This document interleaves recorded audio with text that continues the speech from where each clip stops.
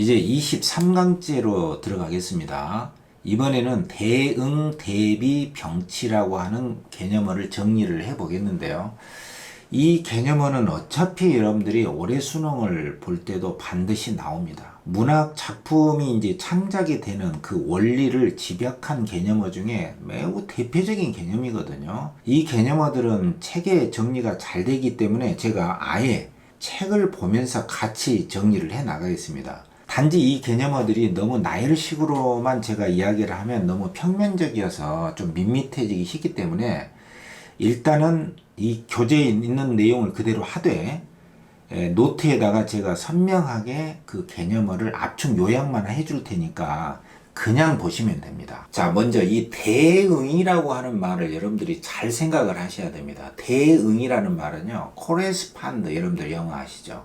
그러니까 수미상응할 때 이런 말이죠. 앞에 나왔는데 짝을 이루어서 마지막으로도 나온다. 근데 어떻게 나오냐면은 차이가 아니라 그대로 나왔다는 뜻이에요. 그대로. 이 말은 이제 일치가 됐다는 뜻이에요. 그러니까 짝을 이룬다. 일치가 되게 짝을 이루고 있다.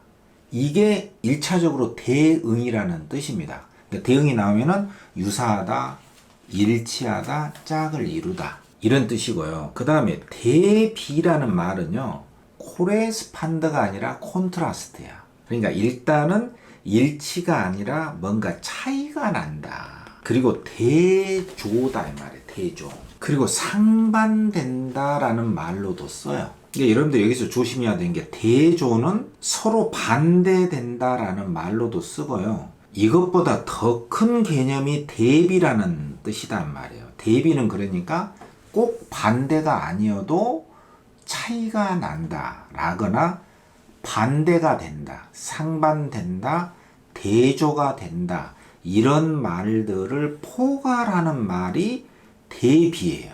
그러니까 이 대비가 대조보다는 더 큰 개념이다. 그러니까 이 대비는 반대되는 뜻으로서의 대조라는 뜻으로도 쓰고요. 차이가 난다라는 말로도 쓴다. 이걸 꼭 기억을 하세요.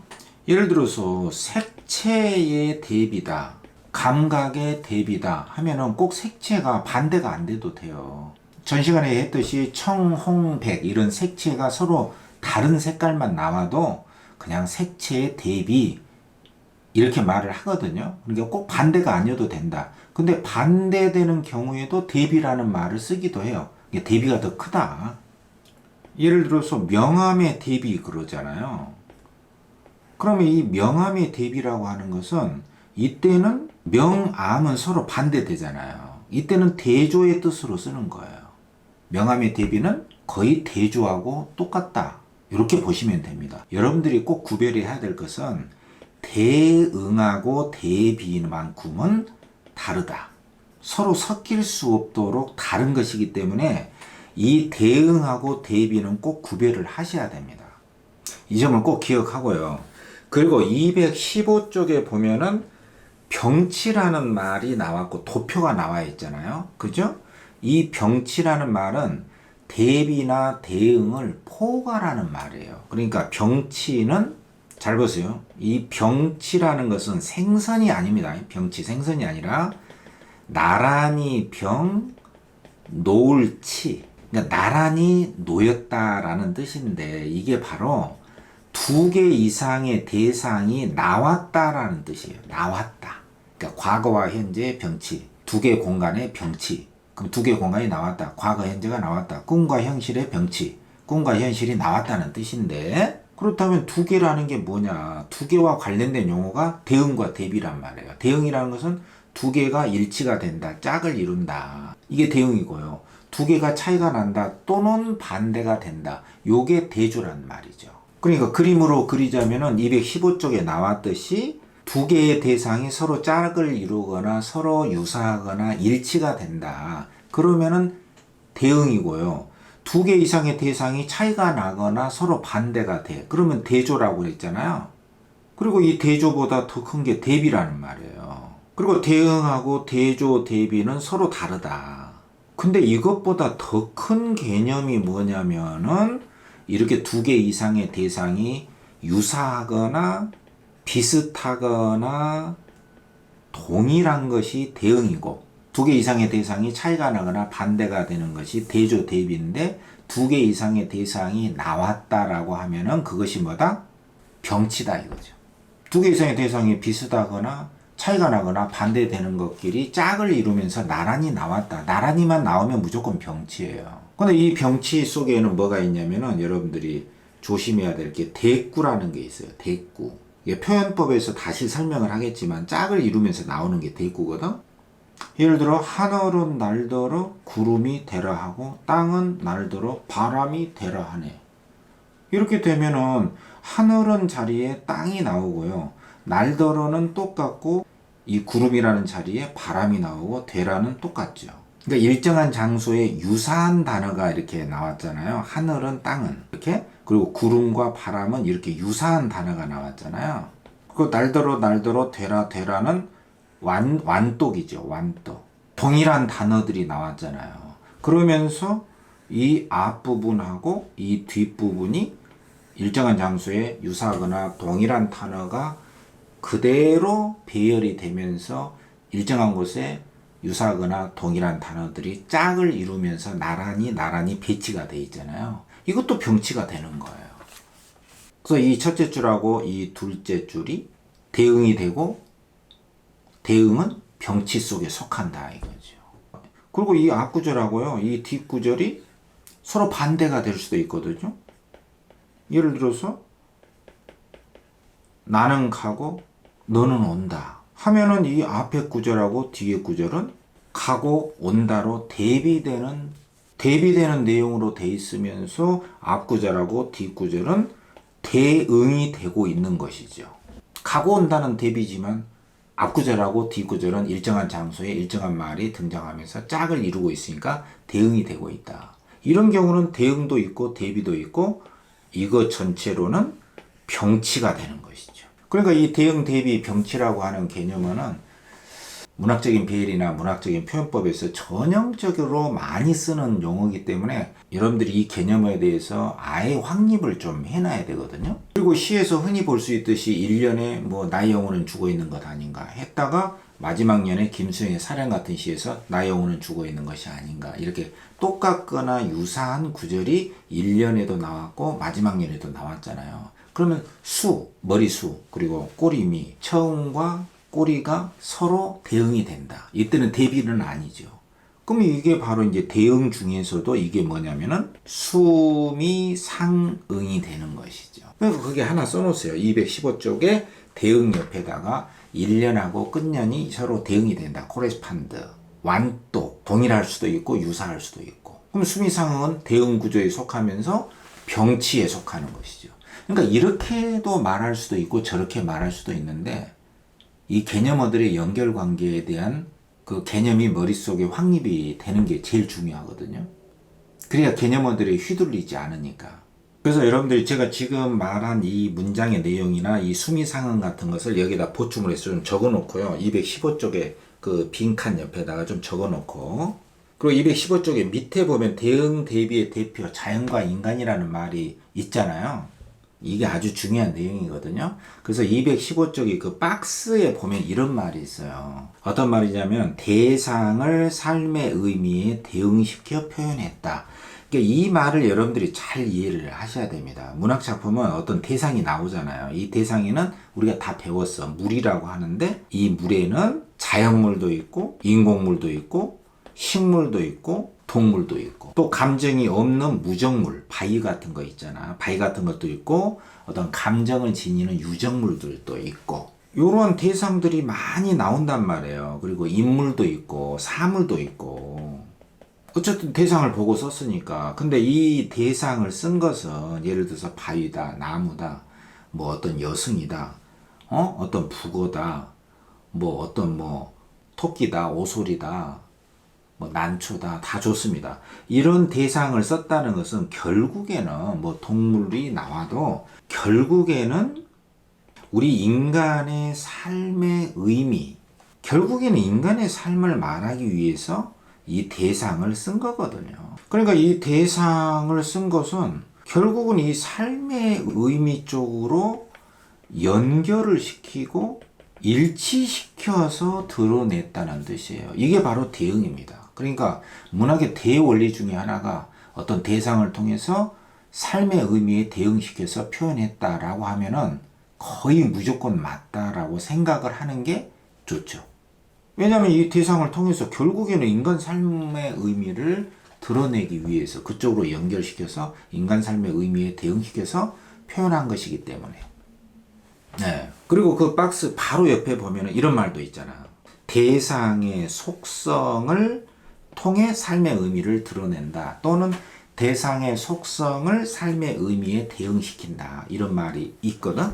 이 말은 이제 대상의 속성을 통해서 삶의 의미를 드러낸다. 대상의 속성을 삶의 의미에 대응시킨다. 이런 말이기 때문에 대상의 속성을 강조하는 것이죠. 이를테면 바로 앞 강의에서 최승호의 북어 같은 시 있잖아요. 북어를 썼잖아요. 그럼 북어라는 대상을 통해서 삶의 의미에 대응시켜서 표현했다. 죽은 북어를 통해서 죽은 북어처럼 살아있으나 죽은 인간들이 있다. 할 말도 못하고 경직된 사고로 살아가는 삶을 북어를 통해서 인간의 삶을 연결시켜서 표현했다. 이렇게 말을 해도 되고요. 대상을 통해 삶의 의미에 대응시켜 표현했다. 이렇게 해도 되고 죽은 북어의 속성, 혀가 자갈처럼 딱딱해지고 죽은 북어의 그 모습, 외형적인 외적 속성, 대상의 속성이죠. 그 속성을 끌어들여서 우리 삶의 의미를 부각시키는데 연결시켰다, 대응시켰다. 이런 말을 하는 것이죠. 그러니까 여러분들이 대상을 삶의 의미에 대응시킨다, 대상의 속성을 삶의 의미에 대응시켜 표현했다. 여기에 대응이라는 말이 나오기 때문에 당연히 이것은 문학 창작의 기본 원리로 금방 알아듣고 당연히 맞는 걸로 빨리 넘길 수가 있어야 된다. 이런 이야기죠. 그리고 이제 그 박스 밑에 두 번째 바로 대응과 대비의 대표적인 두 개의 종류가 뭐냐. 그게 바로 자연과 인간의 관계라는 뜻이거든. 그러니까 이 두 개 대상, 자연과 인간이라는 두 개 대상의 관계를 연결시켜서 대응시킨다. 그 연결 대응되는 것의 대표가 자연과 인간이라는 것이에요. 이게 바로 문학 창작의 가장 중요한 원리 중의 원리다. 이런 이야기거든요. 그러니까 자연이 속성이 이런 것이 있고 여기서 말하는 자연이라는 것은 자연물을 말하거나 자연현상을 말합니다. 그러니까 자연의 이런 속성이나 이런 현상이 있듯이 우리 인간, 이 인간 속에는 이제 화자도 있고 소술자도 있는 것이죠. 그리고 어떤 인물이 있어도 괜찮아요. 이건 다 인간이니까. 그러니까 이런 자연현상이나 자연물이 그렇듯이 우리 인간도 그렇다.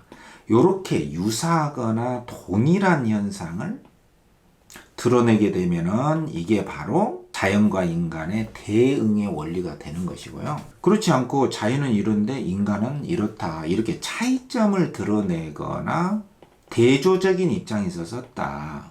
그러면 이게 대비가 되는 것이죠. 그리고 아까 말했듯이 대응과 대비는 병치에 속한다. 이거죠.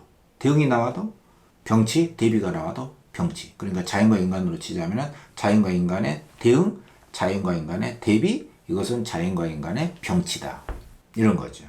다시 정리하자면은 이 자연과 인간사의 관계는 두 가지 양상으로 드러나는데 그것은 대응 아니면은 대비다. 이게 바로 자연과 인간의 대응, 자연과 인간의 대비인데 대응이냐 대비냐 이것을 답으로 결정하는 경우가 굉장히 많기 때문에 여러분들이 이것만큼은 조심을 해야 됩니다. 자연과 인간의 대응이냐 자연과 인간의 대비냐 이것만큼은 정말 주의 주목해서 봐줘야 된다.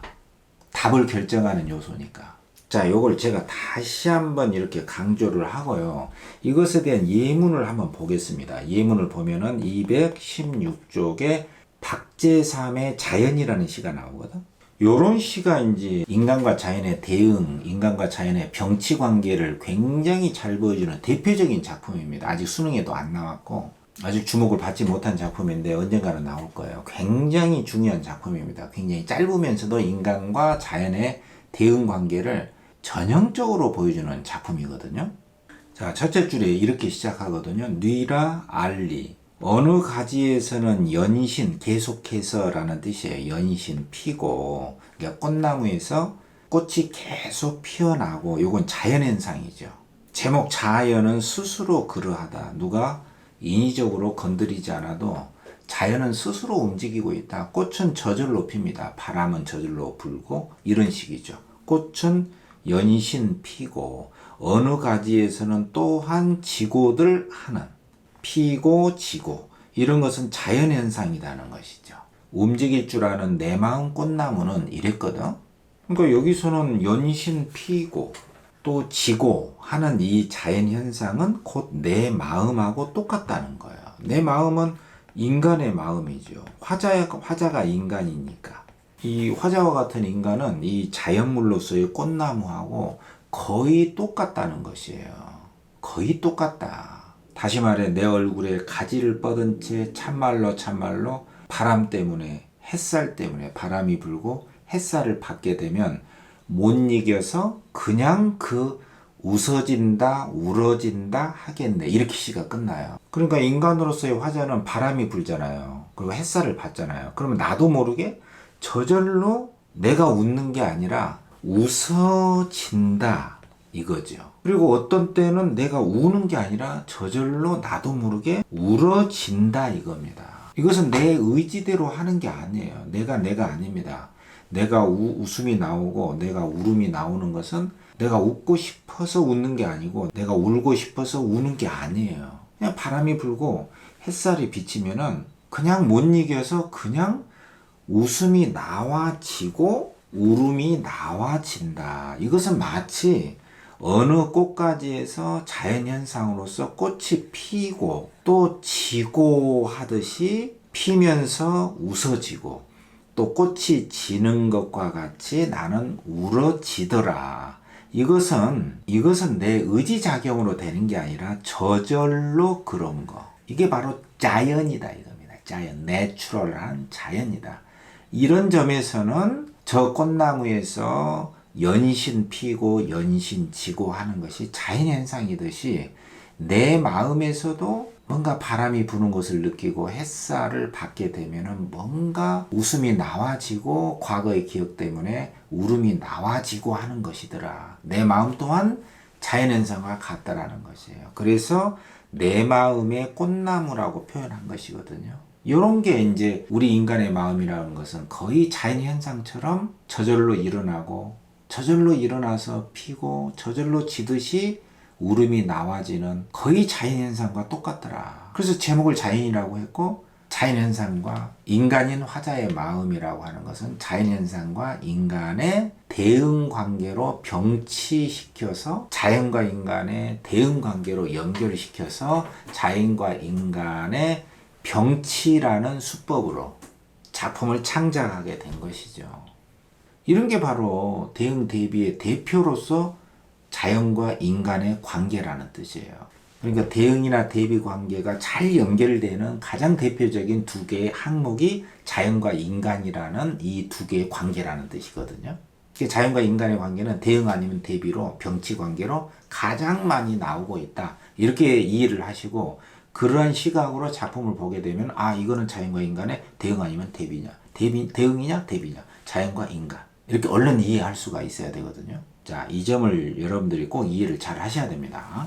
자, 그리고 216쪽에 보면은 3번에 대비라는 말이 문학적인 개념으로 딱 굳어진 경우에 아주 많이 쓰이는 6가지 종류의 대비 관계가 있거든요. 대비는 6가지 종류의 대비가 있거든요. 이 대비 관계를 여러분들이 꼭 기억을 해야 됩니다. 굉장히 많이 나옵니다. 자, 대비는 차이를 이루거나 반대가 되는 상반된 것을 포괄적으로 대비라고 한다. 대응하고는 다르다. 그래서 가장 많이 나오는 대비에 관한 개념어 중에 하나가 감각의 대비예요. 요거는 이제 이미지의 대비라는 말로도 쓰이고요. 시청, 후미, 촉각, 오감의 대비 또는 이미지의 대비 이런 말로도 쓰이기 때문에 꼭 기억을 하시고 그 옆에 색채의 대비라는 말은 아까도 내가 계속 강조를 했듯이 꼭 반대가 아니어도 뭐 청, 홍, 백 이렇게 색채에 서로 다른 색깔이 나오면 색채의 대비인데 색채의 대비는 감각의 대비에 속하거든. 여기에는 그 옆에 좀 써놓으세요. 명암의 대비 이런 말도 써요. 명암의 대비. 그러니까 명암의 대비라고 하는 것은 밝고 어둠의 차이다. 그리고 색깔의 차이는 특히 색채의 대비라는 말을 쓴다. 이런 것은 다 감각의 대비에 속한다. 그 다음에 의미의 대비라고 하는 것은요. 의미의 대비라고 하는 것은 색채의 대비, 감각의 대비가 아닙니다. 이것과 관련돼서 기출문제에 나온 문제가 있어요. 굉장히 중요하거든요. 의미의 대비하고 감각의 대비나 색채의 대비는 다르다. 이 말은 의미의 대비라고 하는 것은요. 긍정이냐 부정이냐. 이 의미의 대비라고 하는 것은요. 이 긍정이냐 부정이냐, 화자가 지향하는 거냐 거부하는 거냐, 생성이냐 소멸이냐, 삶이냐 죽음이냐, 또는 뭐 상승이냐 하강이냐, 이런 용어들을 이러한 의미적인 차이, 가치의 대비가 나오는 것들을 포괄해서 의미의 대비라고 하죠. 이 의미의 대비에 관한 예시는 우리 교재 뒤에 나와 있으니까 그때 그 예시문들을 통해서 다시 한번 확인하도록 하고요. 이 대비와 관련된 게 바로 세 번째 공간의 대비. 그러니까 공간의 대비는 완전히 공간이 반대가 아니어도 공간의 차이가 나오면, 공간에 서로 다른 공간이 나오면은 공간의 대비라는 말을 써요. 그 다음에 자연과 인간의 대비. 대응 대비의 대표적인 게 자연과 인간이니까 자연과 인간의 대비, 이런 용어가 많이 나오고, 또 과거와 현재의 대비, 꿈과 현실의 대비, 이러한 대비의 종류가 6가지가 대표적인 게 나와 있기 때문에 하여튼 여러분들이 문제를 풀 때 소설이나 시에서, 희곡 시나리오에서도 공간의 대비, 꿈과 현실의 대비, 감각의 대비, 색채의 대비, 의미의 대비, 자연과 인간의 대비, 이런 말들을 잘 기억을 하고 작품 속에서 이런 요소들을 찾아서 이게 대응이냐 대비냐 얼른 이렇게 떠올릴 수 있어야 되거든. 그래서 이 대비에 대한 걸 하나하나 확인 한번 해보면 217쪽에 보면은 1번에 색채의 대비 있죠. 이것은 감각의 대비 중에 하나다. 그리고 밝음과 어둠의 대비는 명암의 대비로도 출제가 된다. 그러니까 색채의 대비 같은 경우는 이연보의 어부단가에 보면 굽어보면 천심녹수, 이렇게 굽어보니까 청길이나테는 푸를 녹자단 말이야. 푸를 녹, 딱 동그라미 치고 푸른 물, 녹수 나왔죠? 푸를 녹, 녹수 나왔죠? 돌아보니 만첩청산, 만개나 대개, 만개나 첩첩이 쌓인 푸른 산, 청산의 청산, 청, 녹수, 녹. 청과 녹이라고 하는 것은 뭐 거의 같은 색깔이긴 한데, 어쨌든 여기서는 청과 녹이 나왔으니까 이렇게 색채가 나왔다, 이 정도로만 보고요. 청과 녹을 가지고 색채의 대비로 출제를 안 합니다. 왜냐하면 거의 같은 색깔이거든요. 대신에 바로 밑에 십장 홍진이 얼마나 가려있는가. 홍진에 이 홍자가 붉은 홍자란 말이야. 세속, 속세 이런 뜻이 있잖아요. 홍진. 진이 먼지니까 붉은 먼지, 먼지로 붉은 먼지로 가득한 속세나 세속의 공간을 말하거든. 그러니까 앞에 나와 있는 녹수하고 청산하고 녹, 청, 여기 홍, 이 홍이 나옴으로 인해서 색채의 대비가 되는 것이에요. 그리고 바로 밑에 강어의 월백하거든. 월백, 달이 하얗다. 백이 나오니까 백, 홍, 녹, 청. 이렇게 되면은 색채가 많이 나왔잖아요. 서로 다른 색채가 완전히 반대되는 것은 아니어도 이게 바로 색채의 대비, 감각의 대비, 이미지의 대비.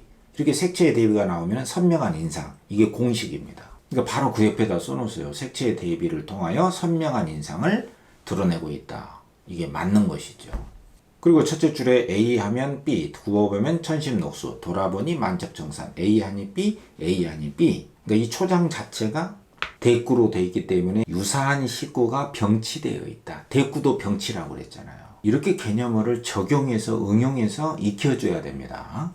그리고 그 밑에 밝음과 어둠은 그 옆에 써놓으세요. 명암의 대비다. 이것은 물론 색채의 대비 중에 하나인데 특히 밝음과 어둠은 명암의 대비라는 용어로 많이 씁니다. 다시 우러러보는 이 하늘에 겨울밤 달이 아직도 차거니 겨울밤이다. 어둠이죠. 그리고 오는 봄엔 분수처럼 쏟아지는 태양을 안고, 올 때는 아직 오지 않은 것이니까 미래에는 밝은 태양이 있다. 지금은 밤이다. 지금은 어둠, 미래에는 밝음이 있다. 이게 바로 밝음과 어둠의 대비예요.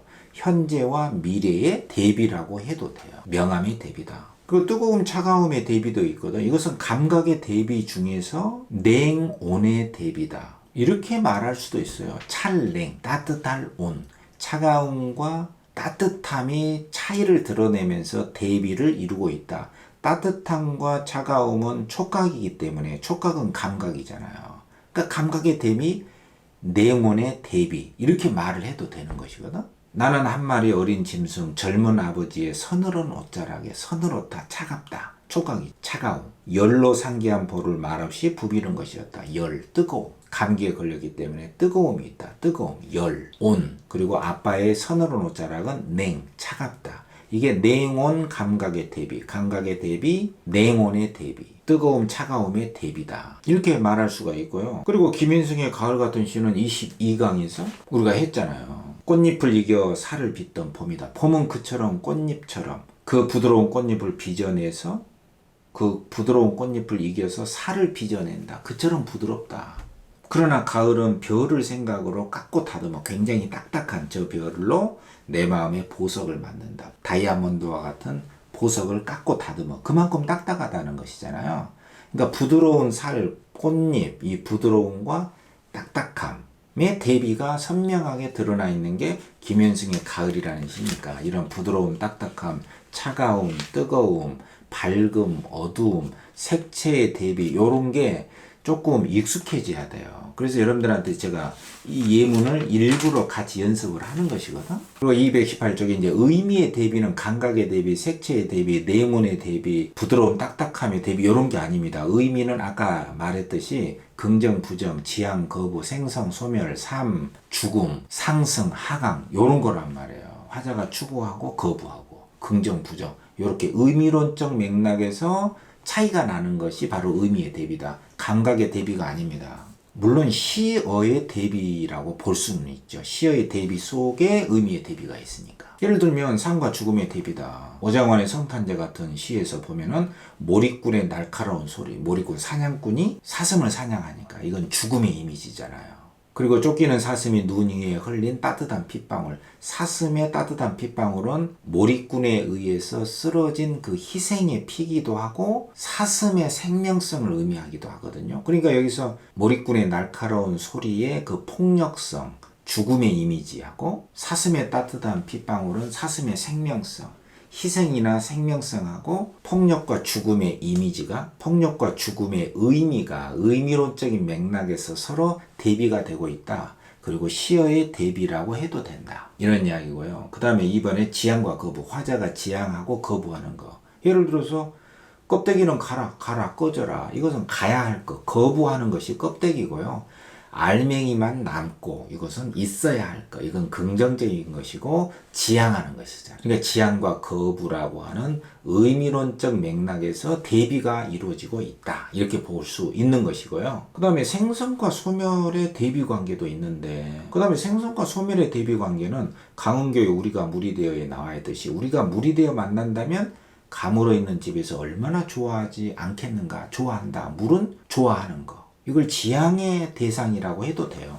우리가 키 큰 나무와 함께 서서 우르르 비 오는 소리로 흐를 수만 있다면 물이 되어 흐른다면 얼마나 좋을까. 그러나 우리는 불로 만나려 한다. 물이 좋은데 물이 아닌 게 불이기 때문에 불은 거부의 대상이죠. 물이 지향하는 대상이라면. 그리고 물이 생명을 살려주는 생명의 대상이라고 하면 불은 그 반대의 파멸과 죽음의 모든 것을 소멸시키는 소멸의 상징이라고 볼 수가 있는 것이죠. 그러니까 여기서 물과 불은 이렇게 생성할 수 있는 것, 생명성, 또 불은 파멸시키고 소멸시키는 것, 화자가 거부하는 것. 이렇게 의미론적 맥락에서 대비가 되고 차이를 이루는 것으로서 의미의 대비를 이루고 있다. 이렇게 볼 수 있는 거예요. 또 219쪽의 4번에 보면은 긍정과 부정의 의미의 대비다. 이렇게 말을 해도 돼요. 예를 들어서 진눈깨비는 되지 말자, 거부의 대상. 이건 부정적인 것이고 따뜻한 한방눈이 되어서 내리자. 이것은 되자 하는 것이가 지향하고 긍정적인 시어다. 이렇게 볼 수 있는 거죠.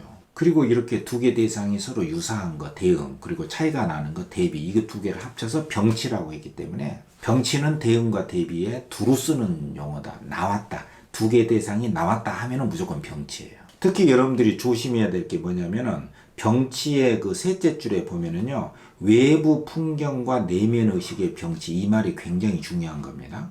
이 바깥 풍경하고 내면 풍경을 우리가 성경후정이라는 말로도 써요. 이런 외면 풍경과 내면 의식 중에 하나가 바로 성경후정이거든요. 그러니까 바깥 풍경이 나오고 거기에 따른 내면 정서가 뒤에 나와. 그럼 나왔잖아요. 그럼 병치다 이거죠. 그러니까 병치는 두 개 대상이 일단 나오면 무조건 맞다라고 생각하면 돼요. 과거와 현재의 병치, 두 개의 공간의 병치, 이런 거죠. 예를 들어서 정중히 향수 같은 시도 넓은 벌 동쪽 끝에서 실개천이 휘돌아 나가고 황소가 게으른 울음을 우는 거, 그것이 어찌 꿈엔들 이칠리야. 그렇기 때문에 위에 두 줄은 바깥 풍경이죠. 실개천의 모습, 황소의 모습. 이게 집 바깥의 풍경이고요. 그리고 후렴으로 드러나 있는 그곳이 차마 꿈엔들 이칠소냐, 잊을 수 없다. 이것은 정서예요.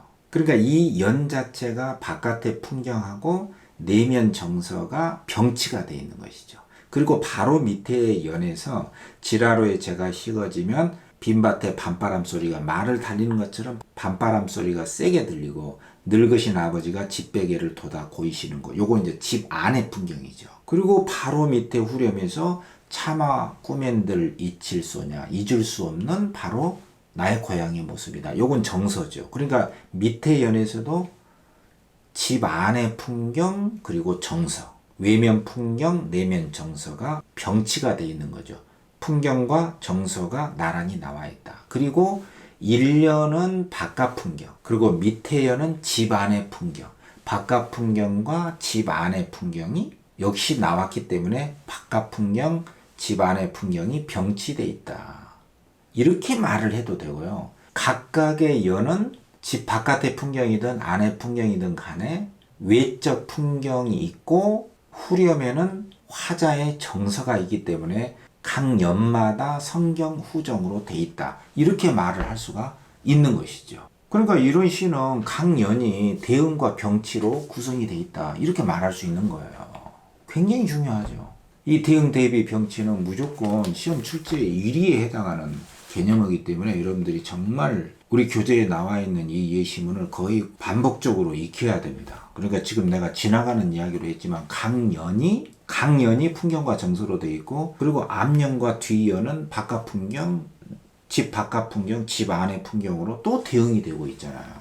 자, 개념 확인 문제 220쪽에 쭉 읽겠습니다. 1번 두 개의 대상이 유사하거나 일치될 때는 코레스판드 대응이고, 2번 인간과 자연이라는 게 가장 많이 나오는 두 개, 대응과 대비에 가장 많이 나오는 중심 항목이 인간 현상과 자연 현상이다. 인간과 자연이다. 이게 가장 대응 대비가 가장 많이 되는 두 개의 대상이다. 꼭 기억을 하고요. 그 다음에 세 번째, 감각의 대비에 해당하는 경우가 바로 색채의 대비, 밝음과 어둠의 대비는 명암의 대비라고도 하고, 뜨거움과 차가움, 이건 냉온 감각의 대비, 그 다음에 부드러움과 딱딱함의 대비, 꼭 기억을 하세요. 그 다음에 네 번째, 대응 대비는 다 병치에 포함이 된다. 그 다음에 문제 2번에 님과 대응하는 대상을 찾았으라. 대응은 님에 해당하는, 일치하는 대상이 뭐냐. 거기에 보면은 둘째 줄에 황혼의 달이 쫓아와 베개 맡을 비치니, 달이 딱 비치니 흐느끼는 듯 반기는 듯, 아, 저 달이 님인가 아닌가. 그러니까 저 달을 님이라고 생각하는 거죠. 그러니까 달은 님의 일치, 대응이 된다. 이렇게 볼 수 있고요. 님이 대응되는 것은 달이라는 이야기죠. 그래서 님이 생각나니까 매화를 꺾어서 님 계신 데 보내고 싶다. 내 마음을 담아서 보내는 대상. 그게 매화고, 매화 속에는 내 마음이 의탁 투영이 돼 있다. 그러나 그 매화는 님이 아니죠. 내 마음을 담은 사물이죠. 그 매화는 님이 아닙니다. 그 다음에 3번에 대비로 보기 어려운 것은 신경님의 나무를 위하여라는 시인데, 여기에 나와 있는 대비의 종류로 볼 수 없는 것은 뭐냐, 이런 문제죠. 이 시에 보면 어둠이 오는 것이 왜 두렵지 않으리, 어둠이라고 하는 게 나오죠. 비바람이 왜 무섭지 않겠는가, 어둠 속에서 비바람 속에서 보인다 꼭 잡은 너희들 작은 손. 그러니까 나무들을 인간처럼 의인화한 거죠. 나무는 나무끼리 서로 손을 잡고 있다. 숨죽인 흐느낌이 어둠과 비바람까지도 사겨서 더 단단히 뿌리와 몸통을 키운다면 너희들 왜 모르랴 박는 날, 너희들 왜 모르랴 박는 날, 어둠이 가고 밝아오는 날이 온다면 더 많은 꽃과 열매를 달게 되리라는 걸. 그러니까 이 작은 나무들은 어둠 속에서 굉장히 고난의 세월을 보내고 있다 이거죠. 그러나 밝아오는 날, 미래, 지금의 어둠이 아니라 밝아오는 날이 있으면은 그때는 지금의 이 고난이 아니라, 이 어둠 속의 고난이 아니라, 그때는 지금의 이 어둠 속의 고난이 아니라 꽃과 열매를 밝음 속에서 맺게 될 것이다. 이런 기대를 하는 것이죠. 산바람, 바닷바람보다도 짓궂은 이웃들의 비웃음과 발길질이 더 아프고 서러워. 그러니까 이 작은 나무들은 이웃들의 발길질, 비웃음을 당하고 있는 고통의 나무들이죠. 이때의 이웃이라고 하는 인간들은 나무를 괴롭히는 폭력적인 존재로 부각이 돼 있죠. 그러니까 이런 경우는 이웃이라고 하는 인간과 고통과 수모를 당하는 나무, 자연물 사이는 대비가 돼 있는 것이죠. 인간과 자연의 대비가 있는 것이죠. 나무들은 당하고 있고 인간들은 가해자로 나와 있으니까. 산별과 바위너설에서 목을 움츠리고 있는 나무들아 이렇게 불러서 의인화한 거죠. 고통받는 나무들아. 다시 고개를 들고 절로 터져나올 잎과 꽃으로 언젠가는 밝음 속에서 잎과 꽃으로 피어날 것이다. 이걸 기대를 하는 것이죠. 숲과 들판에 떼지어 설 나무들아. 미래의 밝음 속에 꽃과 열매를 맺게 될 나무들의 모습을 기대하고 있는 화자의 소망이 들어가 있는 시죠. 제목이 나무를 위하여잖아요. 그러니까 여기서는 지금의 어둠과 미래의 밝음과 어둠이 대비가 되어 있고요. 짓궂은 이웃들, 발길질하는 이웃들이라는 인간과 당하는 자연물로서의 나무, 그러니까 인간과 자연의 대비 4번이 나와 있고요. 현재는 어둡지만 미래는 밝을 것이다. 현재와 미래의 대비가 나와 있고요. 3번에. 그리고 부정적인 인간들하고 밝는 날 꽃과 열매를 맺게 될 긍정적인 나무들이 나와 있기 때문에 긍정적인 대상과 부정적인 대상의 대비가 나와 있다. 이렇게 볼 수가 있거든요. 근데 일본의 색채의 대비라는 것은 명암의 대비 말고 색깔의 대비가 나와야 돼요. 청, 홍, 백 이런 식으로. 근데 여기에 색채의 대비는 없다. 수능에서는 색채의 대비하고 밝음과 어둠의 대비 이런 식으로 이렇게 선지를 구성하지는 않거든요. 이거는 연습용으로 여러분들이 익히면 됩니다.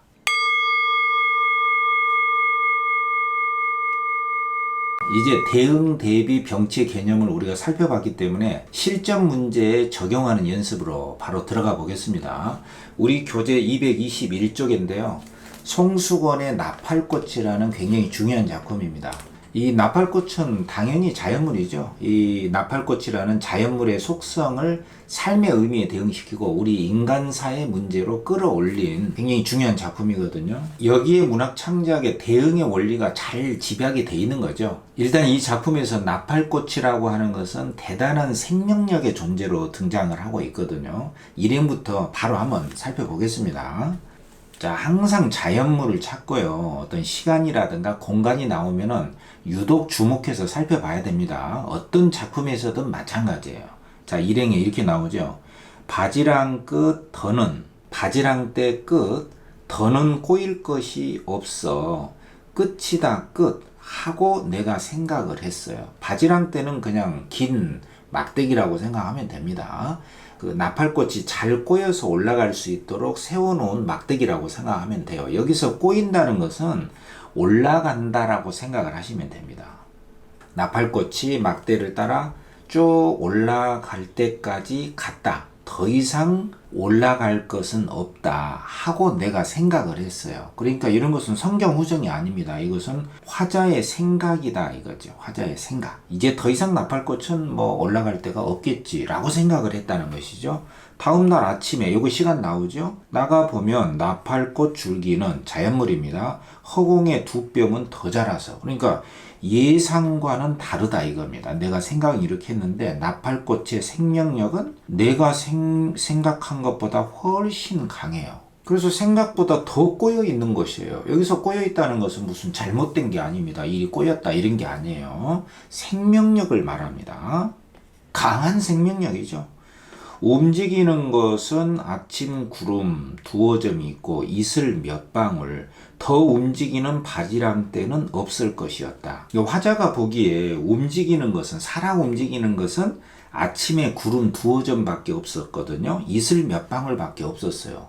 이렇게 움직이는 것이 이런 것들밖에 없었는데도 불구하고 나팔꽃은 바지랑 때를 올라서 말없이 올라가고 있었다는 뜻입니다. 이 나팔꽃의 생명력을 강조한 겁니다.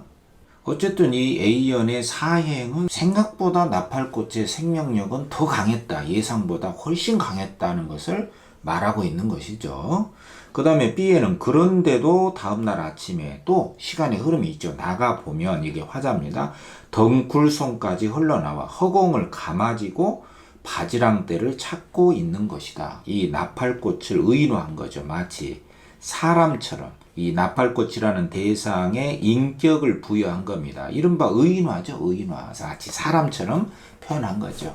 이제 더 이상 올라갈 데가 없을 것 같은데도 나팔꽃은 그 막대기 끝 위까지 계속 뻗어 올라가고 있는 나팔꽃의 생명력을 강조하는 것이죠. 이 A와 B는 나팔꽃이라고 하는 이 외적인 대상의 생명력을 강조하고 있는 겁니다. 이젠 포기하고 되돌아올 때도 되었거니 하고 화자가 생각한 거죠. 이젠 나팔꽃이 포기할 때도 되지 않았겠는가. 그런데 다음날 아침에 나가서 보니까 화자가 보니까 가냘픈 줄기에 두세 개의 종까지 메어 달고, 이게 나팔꽃입니다.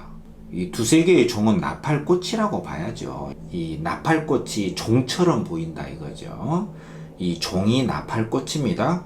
나팔꽃까지 메어 달고는 아침 하늘에다가 은은한 종소리를 퍼내고 있는 것이다. 마치 나팔꽃이 의지를 지닌 존재처럼 표현한 거예요. 이런 게 다 의인화 인격 부여입니다. 그 종 같은 나팔꽃에서 어떤 소리가 들려오는 것 같더라. 이런 시적 상상력을 발휘한 거죠.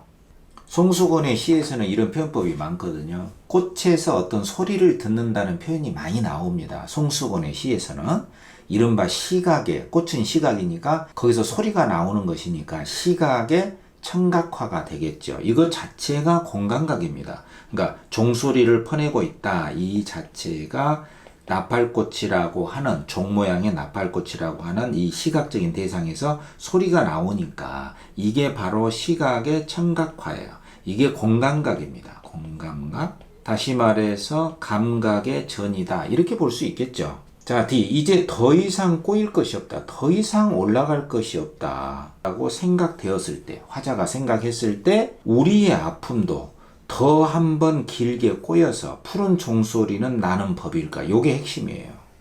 바로 이 글을 시로 만들어주는 순간입니다.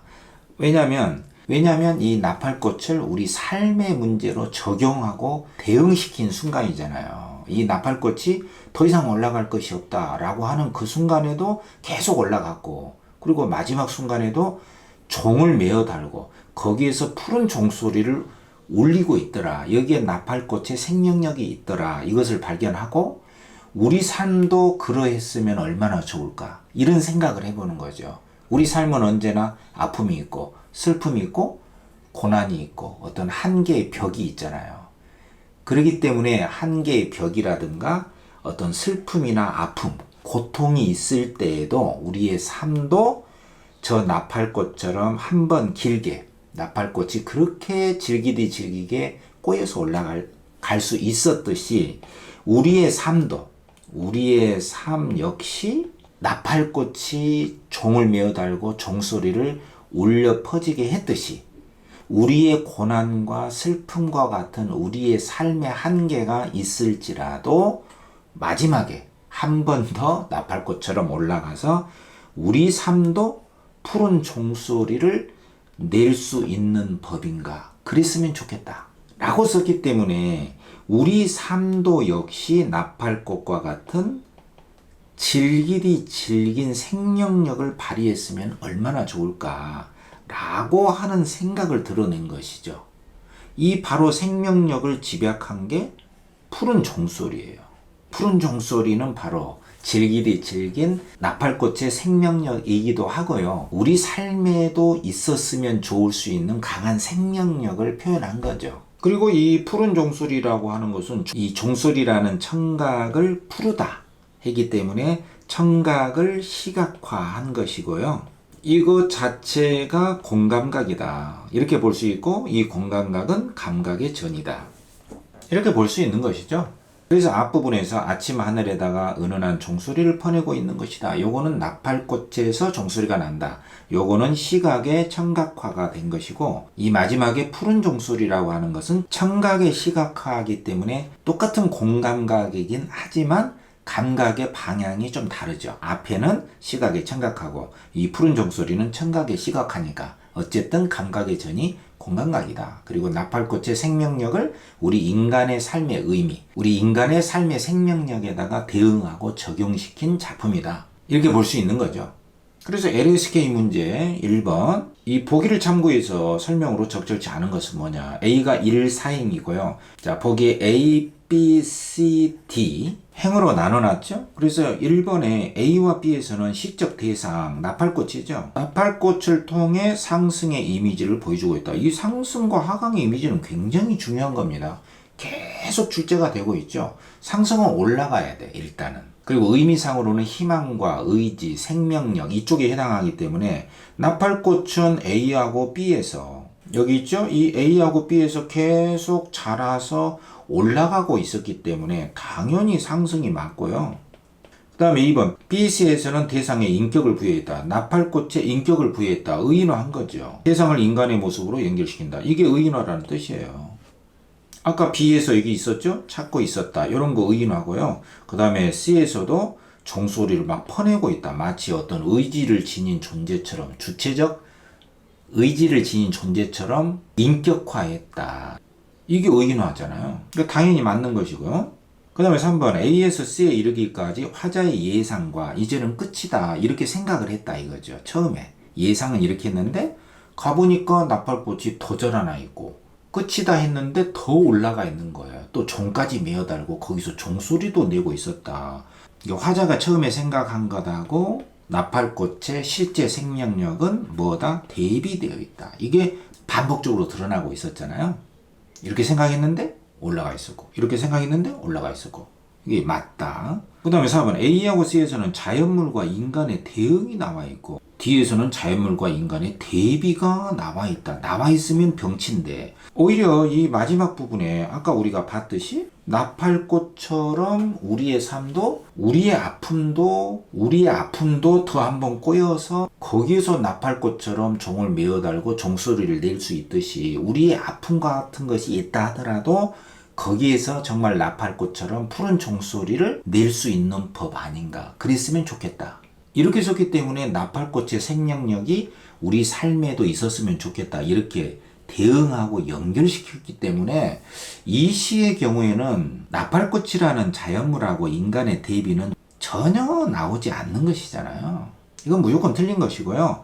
그리고 A하고 C에서는 자연물과 인간의 대응이 여기서는 안 나오거든. 마지막에 나옵니다. 마지막에 여기서 대응이 D에서 나오는 것이고 A하고 C에서는 나팔꽃의 외적 대상의 모습만 A하고 C까지는 나와 있기 때문에 이 부분에서는 인간과 자연의 대응이 없어요. 그래서 이 부분도 틀렸다.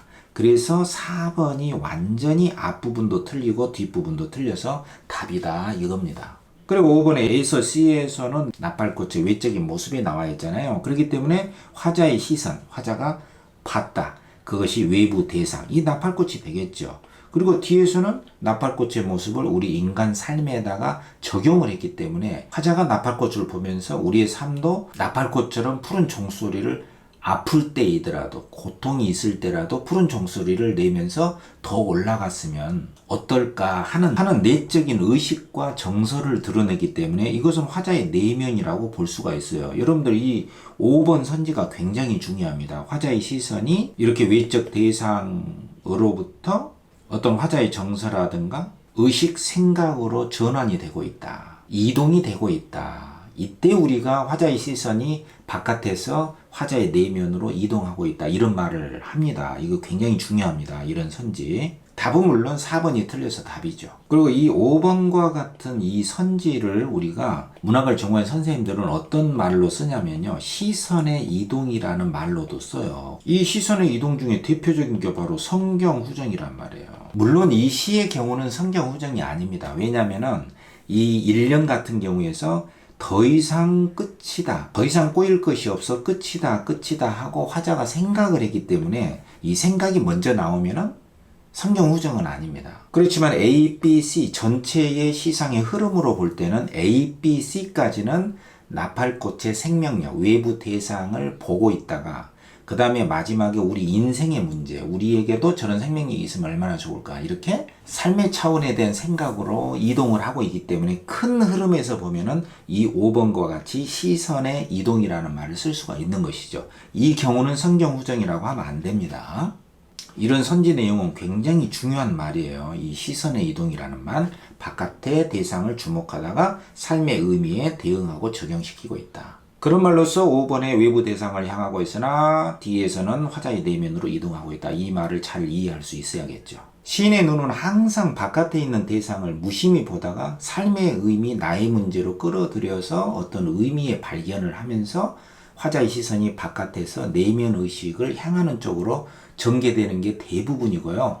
이 송수원의 나팔꽃도 이와 같은 원리의 토대를 두고 창작을 하고 있음을 확인해 볼 수가 있는 것이죠. 그 나팔꽃의 놀라운 생명력을 우리 삶의 의미에 대응하고 적용시키면서 화자의 생각을 풀어나가고 있는 시다, 이렇게 볼 수가 있는 거죠. 자, 이황의 만보라고 하는 한시인데요. 굉장히 유명한 작품입니다. 이황 선생이 가을철을 맞이해서 그동안 많은 공부를 해왔었지만 나의 학문적 성과가 이 정도인가 하고 자신의 삶을 성찰해 나간 작품입니다. 역시 그 외적인 자연물들을 보면서 갈가마기나 해오라비는 저렇게 훤칠하고 가을철에 추수를 맞이해서 사람들은 다 수확을 해서 저렇게 기쁜데 나는 도대체 공부를 해도 얼마나 진전을 이뤘나, 보잘것없는 나의 공부의 성과를 되새기면서 한탄하고 또 그러면서 자기의 삶을 되돌아보면서 성찰하고 있는 작품이거든요.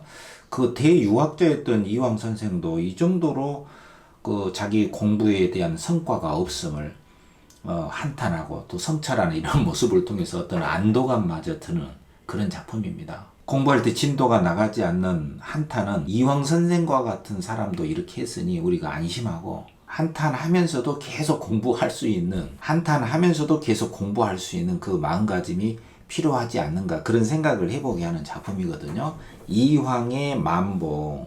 자, 이황의 만보입니다. 만보는요, 천천히 걷다, 그런 뜻입니다. 가을에 성과가 없는 나의 삶을 성찰함, 이게 이 시의 주제입니다. 성찰이 핵심입니다. 그러니까 여기서 말하는 성찰은 내적 성찰이기 때문에 바깥 세계의 어떤 부조리함이라든가 어떤 모순점을 비판하는 게 아닙니다. 어떤 외적 세계의 모순을 지적하고 거기에 초점을 두는 시는 아니다. 오로지 그 내적인 성찰입니다. 그러니까 공부하는 사람으로서의 그 이황의 성찰적인, 내적 성찰적인 태도를 잘 보여주는 시죠. 담담하면서도 깊이가 있는 시입니다. 자, 일행부터 보면요.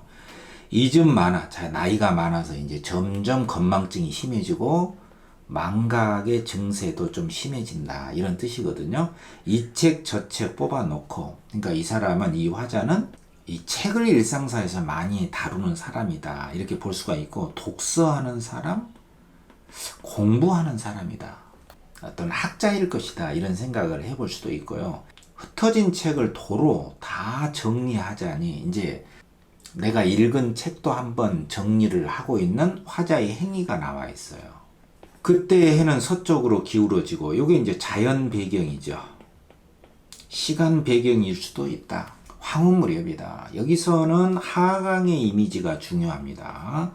어떤 생성되고 의지, 상승, 희망, 이런 시가 아니에요.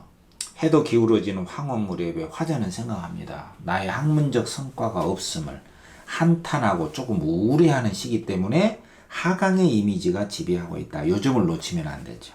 가라면 숯그림자 흔들리누나. 요거는 이제 외적인 자연현상인데, 이 자연현상도 내적 정서와 대응되고 상응이 되는다는 사실을 여러분들이 꼭 놓치면 안 됩니다. 이 흔들린다, 이 말은 단순한 숯그림자의 어떤 동적 이미지, 거기서 끝나는 게 아니라 내면의 혼란, 내적 갈등의 상태를 보여준다, 이렇게 볼 수가 있는 거죠.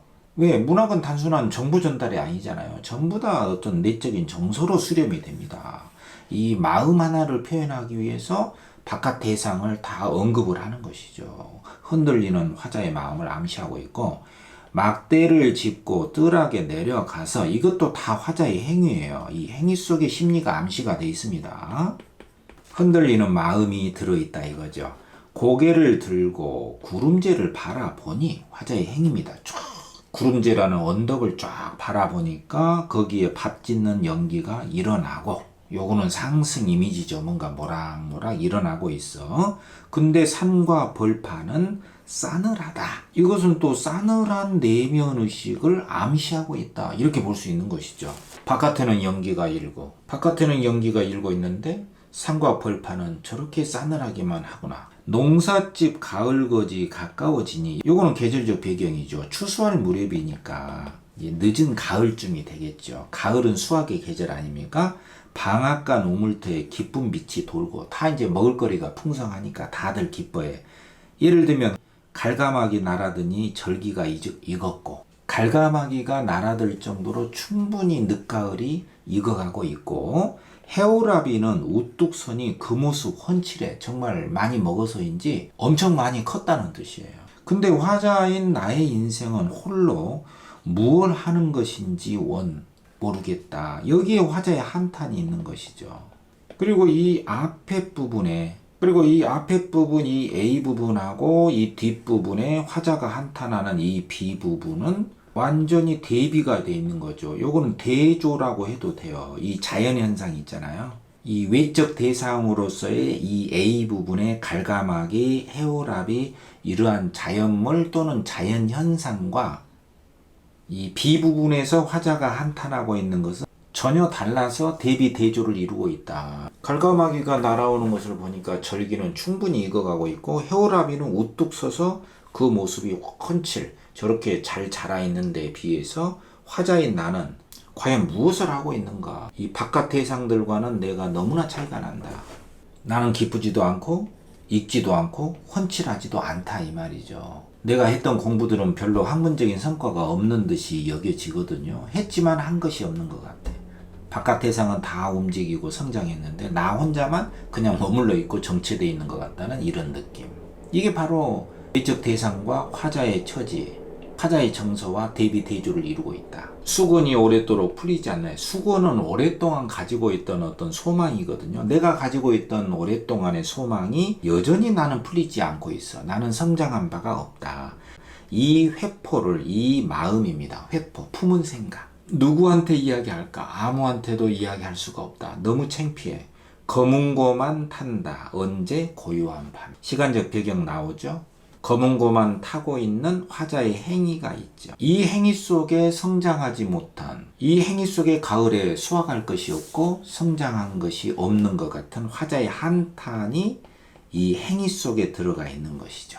가을에 느끼는 화자의 삶의 성찰, 이게 바로 유명한 이황의 만보라는 한시거든요. 자, 문제 한번 풀어볼까? 가장 적절한 거 1번, 처음과 끝이 상응하는 방식으로. 이 상응은 대응입니다. 그러니까 뭔가 일치가 된다 이거죠. 근데 처음과 끝이 상응하려면 이 첫 구절하고, 이 첫 구절하고 이쯤 많아 이책 저책 뽑아놓고서 하면은 이 마지막에도 이쯤 많아 이책 저책 뽑아 들고 이런 말이 나와야 되는데 전혀 다르잖아요.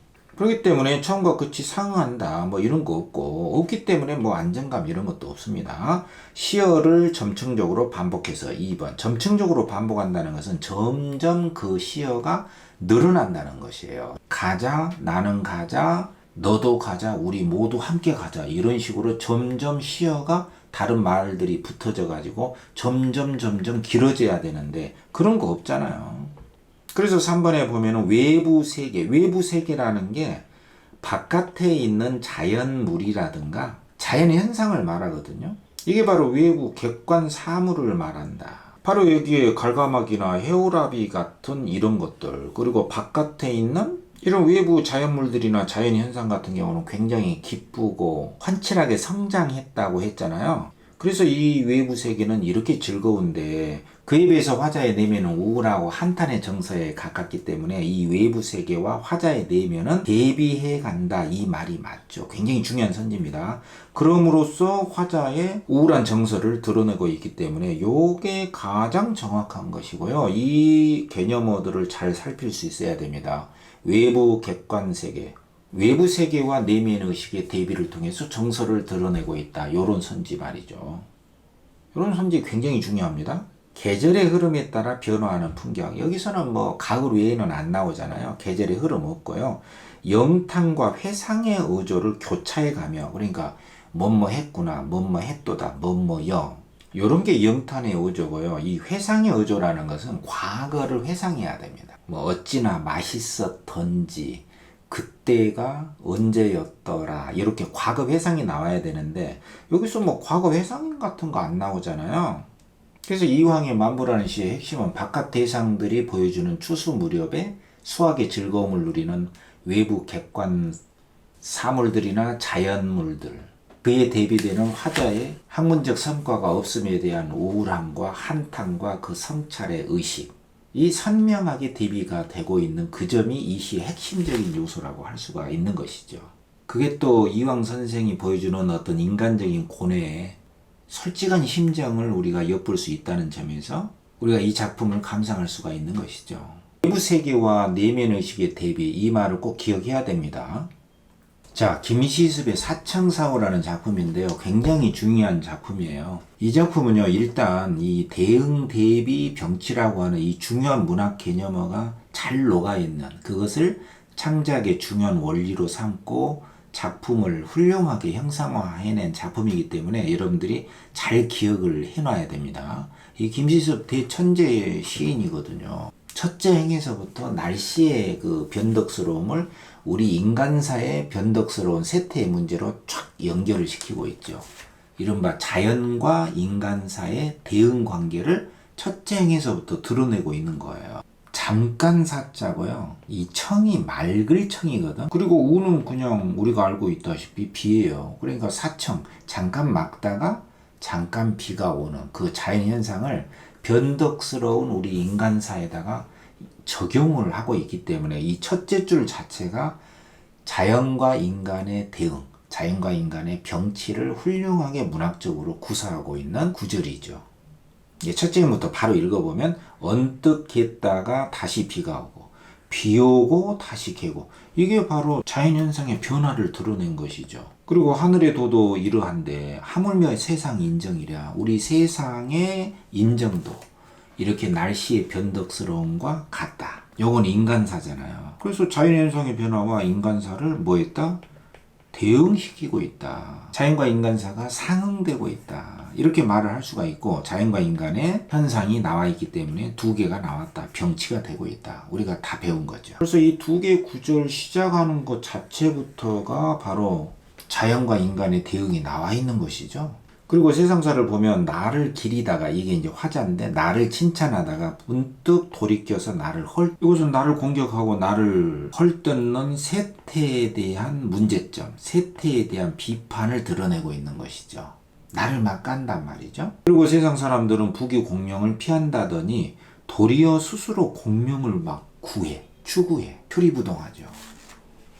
나는 부귀 공명을 싫어한다 하면서도 부귀 공명을 되게 좋아해. 이것은 세태에 대한 비판이죠, 역시. 근데 자연현상을 보면 꽃이 피고 지는 것을 봄이 어찌 다스릴 것이냐. 봄은 인위적으로 다스리지 않는다. 꽃이 피고 지는 것은 그대로 자연현상이라는 뜻이에요. 인위적으로 조절하거나 조작할 수가 없다는 것이죠. 이 자연은. 구름 가고 구름 오되 산은 다투지 않는다. 앞에 구름이 먼저 간다고 해서 뒤에 구름이 뭐 싸움을 하고, 봄이 먼저 온다고 해서 여름이 막 한 번씩 성질을 내고 그러지 않는다 이거죠. 이 자연스러움은 자연현상이기 때문에 다툼이 없거든.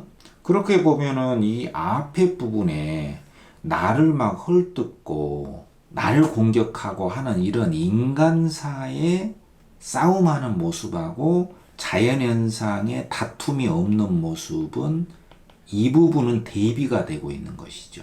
대조라고 해도 돼. 말하자면은 이 작품은 자연과 인간의 대응도 있고 대비도 있고, 대응 대비가 있으니까 자연이 병치가 있는 것이죠. 그래서 화자는 마지막에 이야기를 하죠. 세상 사람들에게 말한다. 이 세상 사람이 일종의 청자가 되겠죠. 반드시 기억해둬라. 기쁨을 취하려 한들 어디에서 평생 즐거움을 얻을 것인가. 이 속세에서는 즐거움을 얻을 수가 없다. 왜냐? 맨날 헐뜯고 스스로 공명을 추구하지 않는다 해놓고 부귀 공명을 추구하는 이런 표리부동하고 위선적인 사람들이 너무 많다. 자연과는 너무 다르다. 근데 이 김시습이 사청사후라는 한시에서 주력적으로 표현하고자 했던 것은 세태 비판이 되죠. 이 말은 조금 강조를 해야 되는데요. 세태 비판에 주력했다는 뜻은 이황의 만보라는 시에서 보여주는 것과 같은 자아성찰. 내가 학문적 성과가 너무 부족하지 않았는가. 저 훤칠하게 성장한 해오라비보다도 좀 못하지 않는가. 이런 내면적 성찰하고는 반대거든요.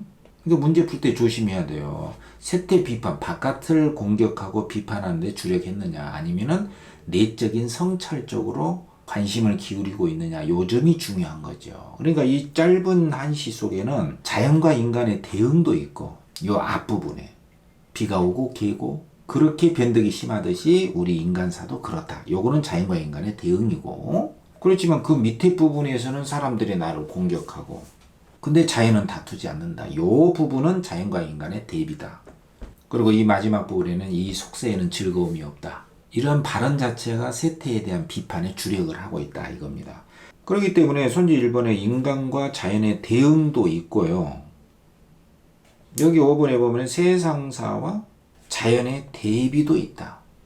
이 세상은 인간이나 인간사를 의미하니까. 그러니까 1번하고 5번은 대응과 대비가 있다고 그래서 어느 것 하나가 답이라고 생각하면 안 돼요. 두 개 다 맞다. 그리고 3번에 자연과 인간의 대응이나 대비 하나만 나와도 병치가 되니까 이 병치를 통해 삶의 방식에 대한 교훈을 효과적으로 암시하고 있다. 이 교훈은 자연처럼 너무 싸움하지 마라. 너무 까고 다투고 하지 마라. 이런 뜻이 암시되어 있기 때문에 요것도 허용할 수. 3번도 괜찮다.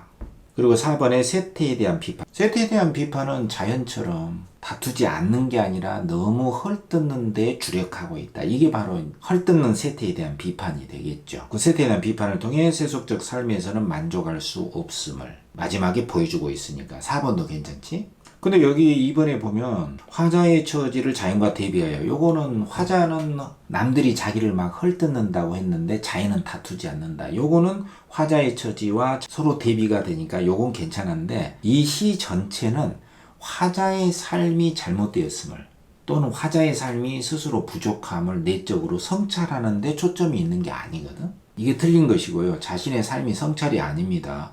이것은 세태에 대한 비판에 초점이 놓여져 있다. 세태의 문제점을 공격하는 것이지 자기 삶을 성찰하는 게 아니에요. 화자의 시선이 바깥을 공격하고 있는가, 내면 성찰에 초점을 두고 있는가. 요게 굉장히 중요한 겁니다. 최승호의 북어 같은 시는 결국에 자신의 삶을 성찰하고 있는 거. 나 자신이 북어가 아닌가. 처음에는 북어 같은 인간들을 까다가 결국에 나 자신이 북어같이 살아있으나 죽은 인간 아닌가. 내적인 성찰로 마감을 하고 있는 것이죠. 결국 최승호의 북어 같은 시는 자신의 내면 성찰로 마감을 하고 있는 것이고, 김시습의 사청사후는 세태의 문제점, 세태 비판에 초점을 둔 것이죠. 2번이 틀려서 답이 된다. 자연과 인간의 대응, 대비, 병치라는 것도 있고 세태 비판도 있는 이런 여러 양상들이 복합적으로 녹아들어가 있는 작품으로서 김시습의 사청사후는 굉장히 중요한 작품입니다. 자, 224쪽 정철의 장진주사라는 작품인데, 문학사적으로 보면 최초의 사설 시조로 널리 알려져 있는 작품이거든요. 낙천적이고 유흥적인 내용으로 굉장히 유명한 작품입니다. 일단 이 제목을 보면은 이 장진주사라고 하는 것은 이 장차 나온다, 술을, 술주자거든. 말하자면 술을 마시자라고 하는 내용이에요. 이른바 권주가입니다. 이 권한다, 술을 권하는 노래. 마실 수 있을 때 마시자. 인간의 삶은 짧다, 유한하다. 생의 유한성을 강조하면서 후회하지 말고 마음껏 즐길 때 즐기자. 다소 공부하고는 위배되는 내용이 수능에 나왔습니다. 이게 수능에 나온 작품이거든요. 놀랍게도. 이게 문학 개념에서 대응, 대비, 병치하고 어떻게 연결이 되냐면, 그때 당시에 2002년도 수능에 나왔었는데 이 대비라는 문학 개념하고 연결시켜서 출제를 한 거예요. 이 문학을 전공한 선생님이. 그러니까 결론부터 이야기하면 이 감각의 대비냐 의미의 대비냐 요걸 물은 거예요. 놀랍게도 감각의 대비와 의미의 대비의 차이점을 가지고 문제를 출제를 한 겁니다. 이 감각의 대비 중에 가장 대표적인 게 색채의 대비잖아요. 그러니까 이 색채의 대비하고 의미의 대비의 차이를 모르면 이 문제를 풀 수가 없게끔 돼 있거든. 일단 첫째 줄부터 한번 읽어봅시다. 어떻게 시작이 되냐면 한 잔 먹새 그려 또 한 잔 먹새 그려 꽃 꺾고 수 놓고 무지무지 먹새 그려. 여기 반복이 되잖아요. 먹새 그려 먹새 그려 먹새 그려. 이게 A라고 하면 똑같이 반복이 돼 있잖아. 그리고 꽃 꺾고 수 놓고 무지무진 이렇게 다른 말이 나오고 다시 똑같은 것이 나온다. 가네 가네 나는 가네 그리워 그리워 님 그리워 못 살겠네 사르리 사르리랐다 청산에 사르리랐다 이런 식으로 똑같은 거 두 개 다른 거 하나 다시 똑같은 거 이게 바로 그 유명한 아바다 말이야. 아바 AA BA 민요에서부터 보여줬던 유명한 율격적인 반복의 유형이죠. 아바 그것을 초장에서부터 보여주고 있는 것이고요. 그냥 사정없이 먹자 이겁니다. 이렇게 권주를 하고 있는 거죠. 뭐 딴 생각하지 말고 술을 많이 먹고 즐기자. 이렇게 술을 권하는 데는 나름 이유가 있거든요. 왜냐면은 이 몸이 한번 죽은 후면 이 말은 우리는 죽음 앞에 있는 죽음 앞의 존재다. 이것을 잊어서는 안 된다 이거죠. 언젠가 소멸되고 마는 유한한 존재. 이게 바로 술을 먹어야만 되는 이유죠. 한번 죽으면 지게 위에 거적 덮어 졸라매 한 장의 거적 덮고 끈으로 졸라매에서 메고 갑니다. 산속으로.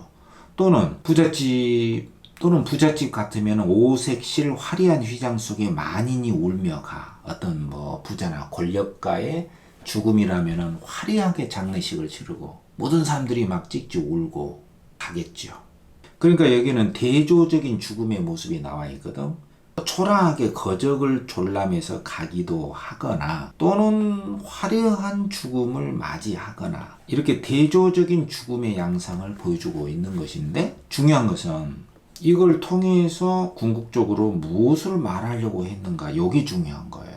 그러니까 이렇게 초라하게 죽으나 아무리 화려한 삶을 살다가 화려하게 죽음을 맞이하거나 간에 결국 말하고자 하는 것은 인간은 죽음으로 끝난다. 말하자면 죽음의 필연성이죠. 이렇게 거적 덮어 초라하게 가나 오색실 화려한 휘장 속에 만인이 울며 가나 어떻게 된다? 억새풀, 속새풀, 떡갈나무, 백약나무가 있는 그 산속으로 가기만 하면 그 세계는 어떠냐면은 누런 해가 있고 흰 달이 있어. 요게 바로 색채의 대비가 되는 것이죠. 이 색채의 대비는 의미의 대비가 아닙니다. 그냥 누렇고 흰과 같은 서로 다른 색채가 나와 있는 것일 뿐이거든. 이렇게 색채가 서로 다른 게 나오면 색채의 대비고 이것은 선명한 인상을 준다. 이게 공식이에요. 색채의 대비는 선명한 인상이다. 또 가느다란 비, 굵은 눈, 회오리바람 불어올 때 이 무덤가에 누가 와서 한 잔 먹자고 할 것인가? 아무도 이미 죽은 후에는 술을 권하지 않는다. 하물며 무덤 위에 그 슬프다는 원숭이 휘파람을 불 때 내가 한 잔 먹고 즐길 걸 살아생전에 뉘우친들 어이하리. 그러니 좋은 말로 할 때 살아있을 때 한 잔 더 먹고 즐기자라고 죽음의 필연성을 떠올리게 하면서 권주가를 불렀던 것이죠. 이게 최초의 사설시조인 정철의 장진주사라는 노래의 진면모예요. 되게 재밌는 노래죠. 그러니까 이 선지에 보면요. 기억의 일정한 율격적 리듬이 바로 AABA를 말하거든.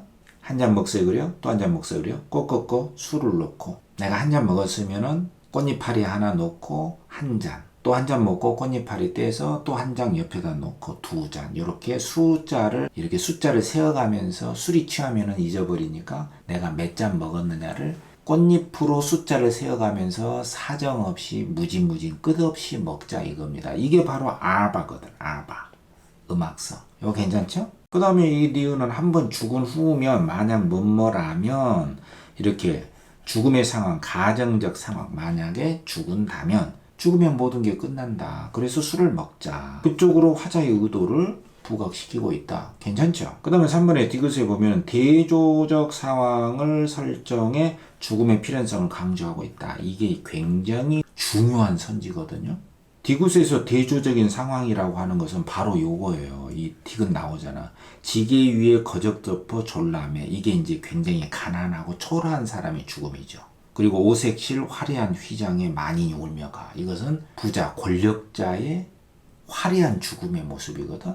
근데 이렇게 서로 대조적인 죽음의 양상을 쓴 의도는 이렇게 초라하게 죽으나 이렇게 화려하게 죽으나 간에 한 번 억새풀 속새풀 그 산속으로 가기만 하면 그 죽음의 세계는 누런의 흰 달, 아주 핏기가 없는 누렇게 뜬 해가 있고 창백한 달이 있는 그 적막한 산속에 있기는 초라한 죽음이나 부자의 죽음이나 똑같다는 것이죠. 죽음에는 차별성이 없다. 죽음의 그 적막하고 쓸쓸한 세계는 똑같다. 그리고 죽음에 이르는 길은 같다라고 하는, 결국에는 이 죽음의 필연성을 강조하기 위해서 초라한 죽음과 화려한 죽음의 상황을 설정했다는 것이에요. 굉장히 고급스러운 선지입니다, 여러분들. 이렇게 잘 알기 어려운 선지는 답으로 하면 안 돼요. A를 통해서 B를 드러냈다라고 하는 이 상황이 잘 이해가 안 되면 일단은 오이 하고 넘어가고 확실하게 틀린 것을 답으로 하는 게 상책입니다. 그 중요한 선지. 근데 니을에 가보면 의미가 상반되는 구절을 배열해서 무덤의 배경을 묘사하고 있다. 무덤의 배경은 맞죠. 왜냐면 이 니을에 보면은 무덤의 세계는 억새뿔, 속새뿔, 떡갈나무, 백약나무 속으로 가기만 하면 그 무덤의 세계는 누런 해가 있고 창백한 달이, 흰 달이 있고 가는 비 굵은 회오리바람. 이게 무덤의 배경이거든. 근데 여기서 말하는 누렇고 흰 달은 아까 이야기했지만 색채의 대비란 말이에요. 무덤가의 선명한 이미지, 그 적막하고 쓸쓸한 그 죽음의 세계를 색채의 대비, 감각의 대비를 통해서 부각을 한 것이지 무슨 의미가 상반되는 구절이 아닙니다. 의미가 상반되려면은 뭐 생성대 소멸이라든가 상승과 하강이라든가 무슨 희망 대 절망이라든가 이렇게 상반된 의미가 설정이 돼서 드러나야 된단 말이야. 근데 요거는 색채의 대비지 의미의 대비가 아닙니다. 이것을 문제 삼아 가지고 이것을 답으로 설정한 거예요. 그러니까 감각의 대비, 색채의 대비, 의미의 대비, 이런 문학적 개념에 대한 확실한 차이점이 정립이 되지 않을 때에 이 문제는 굉장히 풀기 어려운 문제로 빠질 수가 있어요. 이게 기출문제의 답이었거든. 그러니까 문학을 전공한 선생님들이 정답을 도출해낸 꽤 난이도 있는 문제로 꼽힌다 이거죠. 그렇기 때문에 여러분들이 이 문제는 꼭 주목을 한 번쯤은 꼭 해봐야 됩니다. 그리고 5번에 바로 이 색채의 대비가 나오잖아요. 이건 내가 이제 여러분들 훈련시키기 위해서 상충곡을 끌어온 거예요. 그러니까 여기 미음에 보면은 이 도화라는 것 자체가 도화색이에요. 이게 색채거든. 그 행화는, 도화 행화는 석양 속에 피어 있고 녹양방추는 이 녹색 있잖아요. 이것도 색채예요. 이 녹색. 이 녹색 버드나무, 방초, 꽃다운 푸른 가랑빛 속의 새우 중에 푸르다. 이 푸르다가 또 나오잖아요. 그러니까 여기에는 도화, 행화, 석양, 녹, 청 요런 색채들이 있기 때문에 이것은 의미의 대비가 아니고 색채의 대비다. 그래서 선명한 인상을 드러내고 있다. 그러면 맞는 것이죠. 그러니까 여기서 색채의 대비냐 의미의 대비냐, 이것은 정답을 결정하는 결정타로 작용하고 있는 굉장히 중요한 문제거든. 그래서 대응 대비 병치라는 개념을 확고하게 우리가 정리를 해놔야 됩니다. 정철의 장진주사, 꽤나 여유롭고 재밌는 작품이죠. 자, 최명희의 그대 그리운이여 라는 아름다운 수필입니다. 혼불의 작가로 유명하죠. 돌아가셨는데 문장력이 굉장하신 분이죠. 최명희 작가입니다. 그리고 문학 개념으로서는 역시 대응 대비 병치가 적용된 훌륭한 작품으로 꼽히죠. 이 그대 그리운이여라고 하는 이 수필을 통해서요, 이 최명희 작가는 봄, 여름, 가을, 겨울의 강물의 모습을 세세하게 관찰을 하거든요.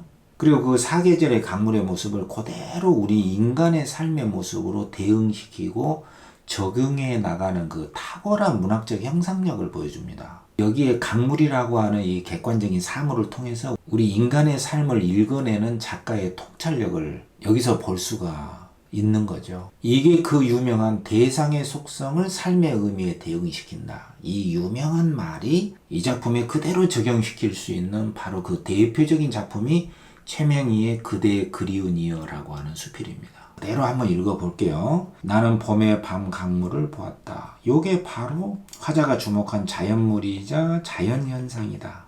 이렇게 볼 수가 있고요. 여기에 계절감도 있고 자연물도 있다. 화자가 직접 경험하고 관찰한 대상입니다. 이게 허구가 아니에요. 달도 없는 야창 하늘, 검푸른 덩어리에 몇 점 별빛, 하늘에 별빛이 보이는데 새로 돋는 풀잎뿌리. 이 별빛이 보일 때 새로 돋는 풀잎뿌리 싹처럼 눈뜬 밤, 이런 표현을 했어요. 그러니까 몇 점 별빛이 떠 있는 그 밤의 모습을 어떻게 표현했냐면, 다시 한번, 새로 돋는 풀잎뿌리 싹처럼 눈뜬 밤이다, 이렇게 표현을 합니다. 그러니까 별빛이 반짝반짝거리고 있는 그 모습이 봄에 새로 돋아나는 풀잎의 싹들이 풀잎의 싹처럼 눈을 뜨고 있는 밤이다, 이렇게 표현한 거예요. 그러니까 이게 얼마나 감각적인 표현입니까?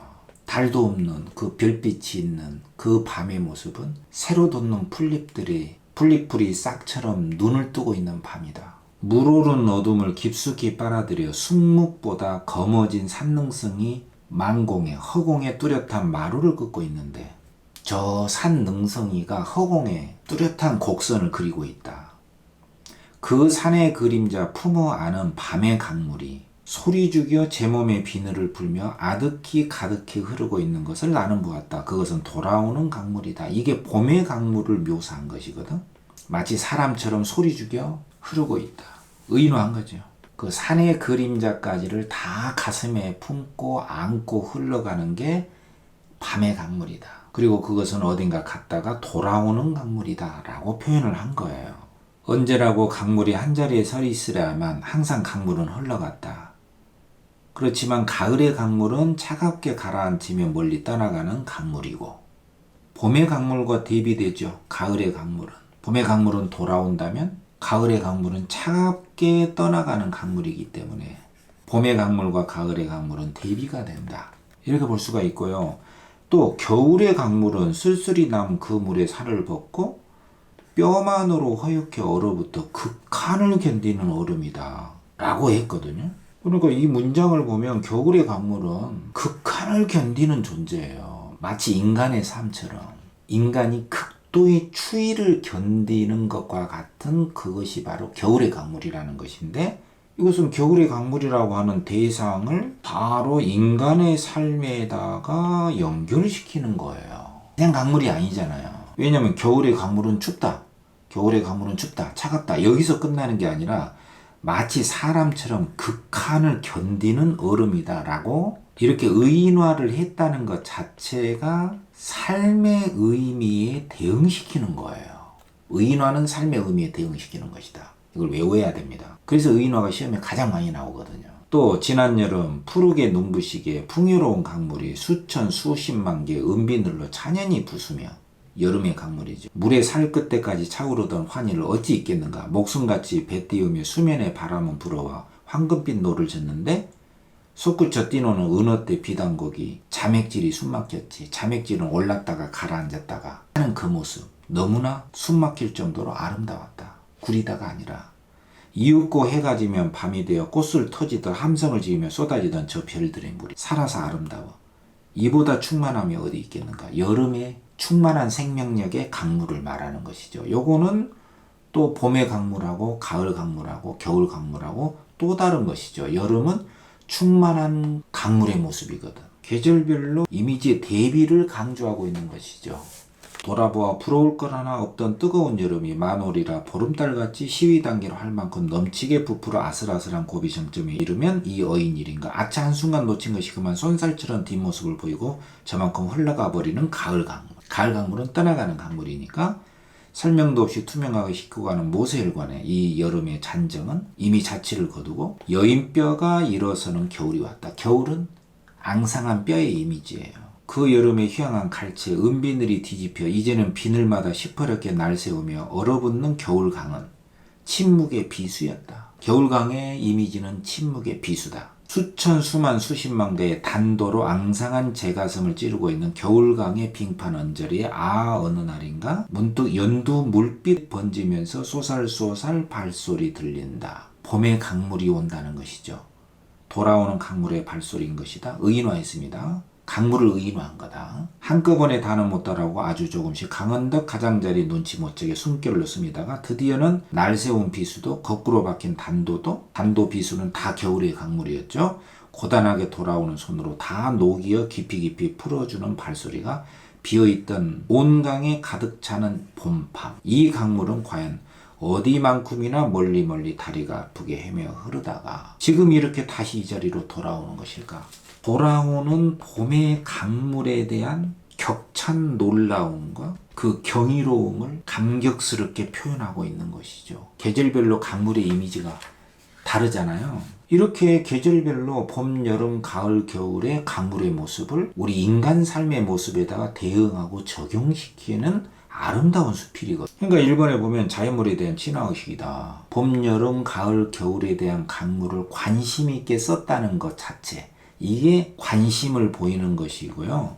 이것 자체가 친화입니다. 친화. 사계절의 강물에 대한 공격, 비판, 혐오 이런 거 없잖아요. 겨울의 강물도 침묵에 단도, 비수다 해서 겨울 강물을 까는 게 아니라 각 계절들의 강물의 특성을 강조한 것이거든요. 강물들에 대한 친화의식이다. 괜찮고. 그 다음에 이번에 너무나도 유명한 말이 있잖아. 대상의 속성을 삶의 의미에 대응시킨다. 이 말이 나오면 무조건 맞는 거예요. 이 대상이 바로 사계절의 강물이거든. 그것을 우리 삶 속에 사람의 삶처럼 의인화해서 드러내고 있다.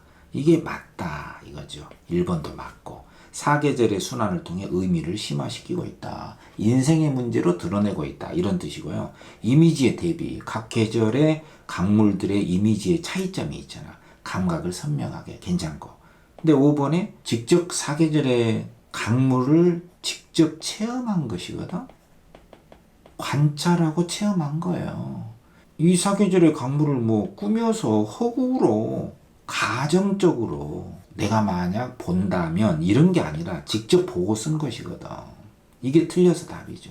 자, 여기까지 대응, 대비, 병치에 대한 실점 개념 적용 문제를 다 끝냈고요. 이제 24강으로 이어지겠습니다.